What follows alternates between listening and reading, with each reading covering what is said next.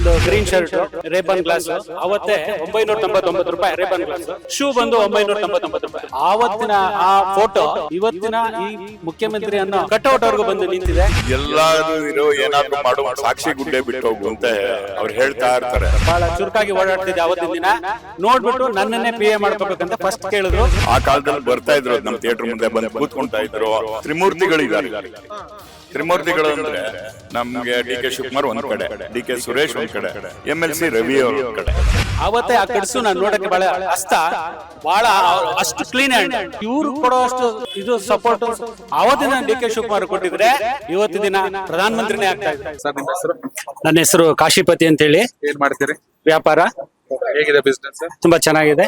ನಿಮ್ಮೂರಿನ ಮುಖ್ಯಮಂತ್ರಿಗಳಾಗ್ತಿದ್ದಾರೆ. ನಿಮ್ಮೂರಿನ ಮಗ ನಮ್ಮ D K Shivakumar ಅವರು ಮುಖ್ಯಮಂತ್ರಿ ಆಗ್ತಾ ಇರೋದು ತುಂಬಾ ಸಂತೋಷ ಆಗ್ತಾ ಇದೆ. ಆದ್ರೆ ಒಂದು ತುಂಬಾ ಶುಭ ಸುದ್ದಿ ಹೇಳ್ಬೇಕು ಅಂದ್ರೆ, ಅವರು ಬೆಂಗಳೂರು ಕಾಲೇಜು ಮುಗಿಸ್ಕೊಂಡು ಕನಕಪುರಕ್ಕೆ ಬಂದಾಗ ನಮ್ಮ ಇಲ್ಲಿ ಮೈತ್ರಿ ಟೈಲರ್ ಅಂಗಡಿ ಅಂತ ಇತ್ತು, ನಾವು ಬಾಡಿಗೆ ಕೊಟ್ಟಿದ್ವಿ. ಅವರು ಇಲ್ಲೇ ಸಹ ಬಂದು ಒಂದು ಗ್ರೀನ್ ಶರ್ಟ್, ರೇಬನ್ ಗ್ಲಾಸ್ ಅವತ್ತೇ 999 ರೂಪಾಯಿ ರೇಬನ್ ಗ್ಲಾಸ್. ಶೂ ಬಂದು 999 ರೂಪಾಯಿ. ಯಾವ ವರ್ಷ ಸರ್ ಇದು? 1983 ಅವರು ಆವತ್ತಿನ ದಿನಾನೇ ಆ ಶೂ ನೋಡಿ ನಮ್ಗೆ ಅಷ್ಟು ಬೆಲೆ ಕೇಳಿ ನಮ್ಗೆ ಗಾಬರಿ ಆಗಿತ್ತು. ಶೂಗೆ ಎಷ್ಟು ರೂಪಾಯಿ? 999 ರೂಪಾಯಿ. ರೇಬನ್ ಗ್ಲಾಸ್ ಅದು 999 ರೂಪಾಯಿ. ಅವರು ಹಾಕೊಂಡಿದ್ದ ಶರ್ಟ್ ಗ್ರೀನ್ ಕಲರ್, ಗಡ್ಡ ಬಿಟ್ಟಿದ್ರು. ನಮ್ಮ ಅಂಗಡಿನಲ್ಲಿ ಒಂದು ಫೋಟೋ ಹಾಕಿದ್ರು. ಫೋಟೋ ಹಾಕಿ ಯಾರು ಬಂದ್ರೆ ಪರಿಚಯ ಆಗ್ಲಿ ಅಂತ ಹಾಕಿದ್ರು. ಆವತ್ತಿನ ಆ ಫೋಟೋ ಇವತ್ತಿನ ಈ ಮುಖ್ಯಮಂತ್ರಿ ಅನ್ನೋ ಕಟ್ಔಟ್ ವರ್ಗು ಬಂದು ನಿಂತಿದೆ. ತುಂಬಾ ಸಂತೋಷ ಸುದ್ದಿ ನಮಗೆ. ಹಾಗೆ ಅವರು ಇಲ್ಲಿ ಇದ್ದಾಗ ಡೆಲ್ಲಿಯಿಂದ ಬಂದಿದ್ರು. ಅವ್ರನ್ನ ಆಯ್ಕೆ ಮಾಡ್ಲಿಕ್ಕೆ ಹೊರದೇಶಕ್ಕೆ ಕಳ್ಸಕ್ಕೆ ಅವ್ರದ್ದು ಅಧಿವೇಶನ ನಡೆಯುತ್ತಲ್ಲ ಕಾಂಗ್ರೆಸ್, ಯೂತ್ ಕಾಂಗ್ರೆಸ್. ಅವಾಗ ಅವ್ರನ್ನ ಹುಡುಕೊಂಡು ಬಂದು ಅವ್ರನ್ನ ಸೆಲೆಕ್ಟ್ ಮಾಡಿ ಅಲ್ಲಿ ರಾಜೀವ್ ಗಾಂಧಿ ಅವರ ಅಥವಾ ಟೀಮ್ ಅವರು ಅಲ್ಲಿ ಡೆಲ್ಲಿ ಹೈಕಮಾಂಡ್ ಇಂದ ಹುಡುಕೊಂಡು ಬಂದು ಅವ್ರನ್ನ ಸೆಲೆಕ್ಟ್ ಮಾಡಿದ್ರು. ಆದ್ರೆ ಆವತ್ತಿನ ದಿನ ಅವ್ರು ಸೆಲೆಕ್ಟ್ ಆಗ್ಬೇಕಾದ್ರೆ ಎಷ್ಟು ಗಮನಿಸಿದ್ರು ಅವ್ರನ್ನ. ಮತ್ತೆ ಇವತ್ತಿನ ಯೂತ್ಸ್ಗೆ ಇವ್ರು ಬಹಳ ಕೊಟ್ಟು ನಮ್ಮ ಕನಕಪುರ ತಾಲೂಕಲ್ಲಿ ತುಂಬಾ ಬೆಳೆಸಿದ್ದಾರೆ. ಅಷ್ಟು ಇವ್ರು ಕೊಡೋ ಅಷ್ಟು ಇದು ಸಪೋರ್ಟ್ ಆವತ್ತಿನ ಡಿ ಕೆ ಶಿವಕುಮಾರ್ ಕೊಟ್ಟಿದ್ರೆ ಇವತ್ತು ದಿನ ಪ್ರಧಾನ ಮಂತ್ರಿನೇ ಆಗ್ತಾ ಇದ್ರು. ಖಂಡಿತ ಈಗೂ ಅಷ್ಟೇ. ಇವತ್ತು ಮುಖ್ಯಮಂತ್ರಿ ಆಗಿದ್ದಾರೆ, ಪ್ರಧಾನ ಮಂತ್ರಿ ಆಗೋದಂತೂ ಸತಸಿದ್ಧ. ಯಾಕೆಂದ್ರೆ ನಾನು ನೋಡ್ತಾ ಇದ್ದೀನಿ ಅವ್ರ ಬಲಗೈ ಆವತ್ತೇ ಆ ಕಡ್ಸು ನಾನು ನೋಡಕ್ಕೆ ಬಹಳ ಹಸ್ತ ಬಹಳ ಅಷ್ಟು ಕ್ಲೀನ್ ಹ್ಯಾಂಡ್. ನಾನು ಚಿಕ್ಕ ವಯಸ್ಸು, ನನ್ಗೆ 13 ವರ್ಷ. ಅವಾಗ ಆ ಕ್ಲೀನ್ ಹ್ಯಾಂಡ್, ಆ ಕಡ್ಸು ಅವ್ರ ಕೈ ನೋಡಿದ್ರೆ ನನ್ಗೆ ಬಹಳ ಖುಷಿ ಆಗ್ತಾ ಇತ್ತು. ಅಷ್ಟು ಕ್ಲೀನ್ ಇತ್ತು 1983. ಅದೇ ಹ್ಯಾಂಡು ಅದೇ ರೀತಿನೇ ಪ್ರತಿಯೊಬ್ಬರಿಗೂ ಕೈ ಹಿಡಿದು ಕನಕಪುರ ತಾಲೂಕಲ್ಲಿ ಬಡ ಜನತೆಗಾಗ್ಲಿ ಮತ್ತೆ ಎಲ್ಲಾ ವರ್ಗದ ಎಲ್ಲಾ ಜನಾಂಗದವ್ರನ್ನು ತಗೊಂಡು ಎಲ್ಲಾರ್ಗು ಸಹಾಯ ಮಾಡ್ಕೊಂಡು ಮುಂದುವರ್ಸ್ಕೊಂಡು ಬರ್ತಿದ್ದಾರೆ. ತುಂಬಾ ಸಂತೋಷದ ಸುದ್ದಿ. ಇನ್ನೂ ಹೇಳ್ಬೇಕು ಅಂದ್ರೆ, ನಾನು ಬಹಳ ಚುರುಕಾಗಿ ಓಡಾಡ್ತಿದ್ದೆ ಅವತ್ತಿನ ದಿನ. ನೋಡ್ಬಿಟ್ಟು ನನ್ನನ್ನೇ ಪಿ ಎ ಮಾಡ್ಕೋಬೇಕಂತ ಫಸ್ಟ್ ಕೇಳಿದ್ರು. ಯಾವಾಗ? ಅದು 1983 ಹುಡುಗ ಚೂಟಿ ಆಗಿದ್ದಾನೆ ಅಂತ ಅವ್ರಂದ್ರೆ ನಮ್ಮ ಅಂಗಡಿ ಓನರ್ ಬಗ ಅಂತ ಹೇಳಿದ್ರು. ಅಷ್ಟು ಬಾಂಧವ್ಯ ನಮ್ಗೆ. ನಂತರದಲ್ಲಿ ಒಡನಾಟಗಳು ಸರ್ ಯಾವ್ದಾರು ನೆನಪಿದ್ಯಾ? ತುಂಬಾ ಇದೆ. ಬರ್ತಾನೆ ಇರ್ತಾರೆ, ಬಂದ್ರೆ ನಿಲ್ಸ್ಬಿಟ್ಟೆ ಹೋಗ್ತಾರೆ. ಎಷ್ಟೇ ವೆಹಿಕಲ್ ಹೋಯ್ತಾ ಇದ್ರು ನಿಲ್ಸಿ, ನಾವು ತಡೆ ಮಾಡಿದ್ರೆ ನಿಲ್ಸಿ ಇಳಿದು ಮಾತಾಡ್ಸಿ ನಾವೇನ್ ಕೊಡ್ತೀವೋ ಈಸ್ಕೊಂಡು ತಗೊಂಡು ಸ್ವೀಕರಿಸಿ ಹೋಗ್ತಾರೆ. ತುಂಬಾ ಸಂತೋಷ. ಇಷ್ಟು ಖುಷಿ ಅನ್ನಿಸ್ತಿದೆ ಸರ್ ನಿಮ್ ಮಾತಲ್ಲೇ ಗೊತ್ತಾಗ್ತಾ ಇದೆ. ನೀವು ನೋಡಿದ 1983 D K Shivakumar Young and energetic. ಇವತ್ತು ಅದೇ ಗಡ್ಸು ಇದೆ, ಅದೇ ರೆಬಲ್. ಅದೇ ಅದ್ರಲ್ಲಿ ಏನು ಕಮ್ಮಿ ಆಗಿಲ್ಲ. ವಯಸ್ಸಲ್ಲಿ ನಂಬರ್ ಲೆಕ್ಕ ಹಾಕೊಂಡ್ರೆ ವಯಸ್ಸಾಗಿದೆ ಅನ್ಬೋದು.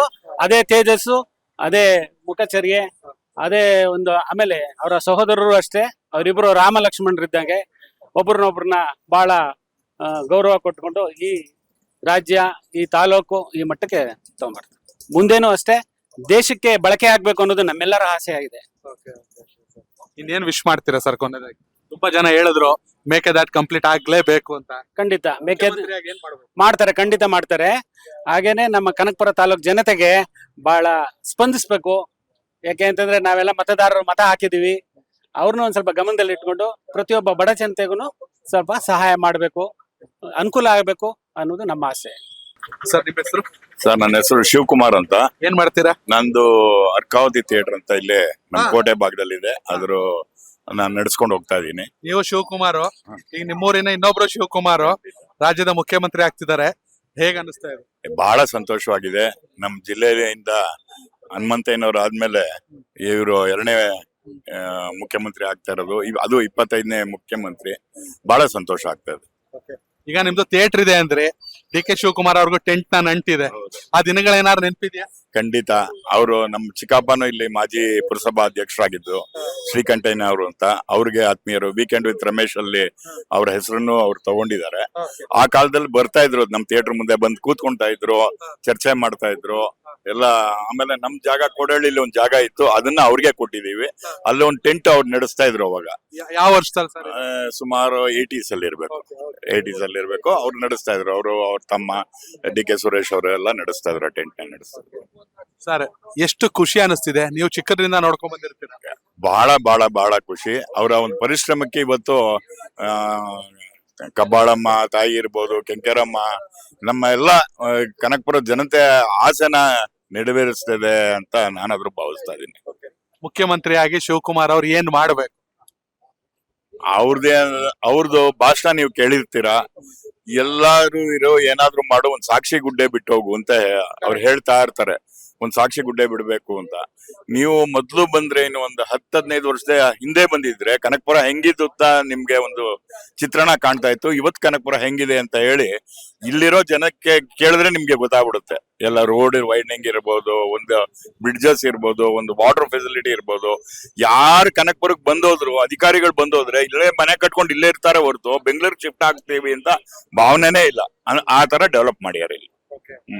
ಒಂದ್ ಕಡೆ ರಾಜಕಾರಣಿಯಾಗಿ, ಮತ್ತೊಂದ್ ಕಡೆ ಅಣ್ಣ ತಮ್ಮದಿರಾಗಿ, ಅದ್ರಲ್ಲೂ ಕೂಡ ಮಾದರಿ ಇವರಿಬ್ರು ಸುರೇಶ್ ಮತ್ತು ಇವ್ರಿ ಡಿ ಕೆ ಶಿವಕುಮಾರ್ ಅವ್ರ ಬಾಂಧವ್ಯದ ಬಗ್ಗೆ.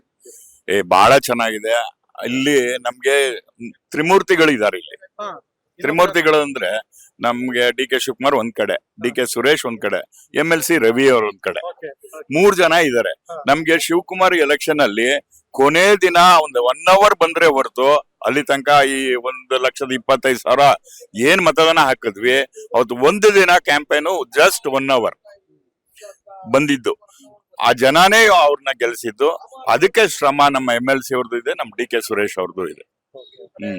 ಆತರ ನಾವ್ ಯಾವ ಕೆಲ್ಸಕ್ಕೆ ಹೋಗ್ಬೇಕು ಅಂದ್ರೂ ಡಿ ಕೆ ಶಿವಕುಮಾರ್ ಹತ್ರ ಹೋಗ್ಬೇಕಾಗಿಲ್ಲ.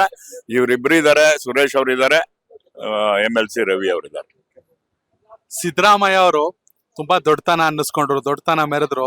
ರಾಜಸ್ಥಾನದಲ್ಲಿ ಹಿಂದೆ ಗಲಾಟೆ ಆಗಿತ್ತು, ಅಶೋಕ್ ಗೆಹ್ಲೋಟ್ಗೂ ಸಚಿನ್ ಪೈಲಟ್ಗೂ. ಇಲ್ಲೂ ಕೂಡ ಸಮಸ್ಯೆ ಆಗುತ್ತೆ ಅನ್ಕೊಂಡಿದ್ರು. ಬಟ್ ಈಗ ಯಾರಿಗೂ ತಲೆ ತಗ್ಗಿಸದ ಸಿದ್ದರಾಮಯ್ಯ ಆರಾಮಾಗಿ ಹೈಕಮಾಂಡ್ ಮಾತಿಗೆ ತಲೆ ತಗ್ಗಿಸಿ ಡಿ ಕೆ ಶಿವಕುಮಾರ್ ಅವ್ರು ಬಿಟ್ಕೊಟ್ಟಿ ದೊಡ್ಡತನ ಮೆರೆದ್ರು.